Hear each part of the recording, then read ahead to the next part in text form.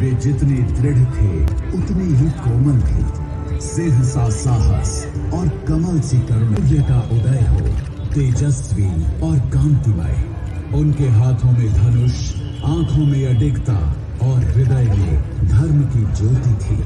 उन्हें मिली तो मानो ब्रह्मांड ने दो युगों का टकराव देखा।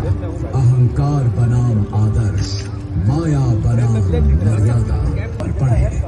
और फिर जब आकाश साफ हुआ और वायु शांत, प्रभु श्री राम, माता सीता, श्री लक्ष्मण और हम सब प्रभु घर लौट आए। वे प्रकाश भी जब हम लक्ष्मी पूजा करते हैं और माँ का स्मरण करते हैं तभी होनी चाहिए। यही तो दीपावली का सार है। केवल धन नहीं, धर्म आकाश उस जय घोष से जय श्री राम, जय श्री राम।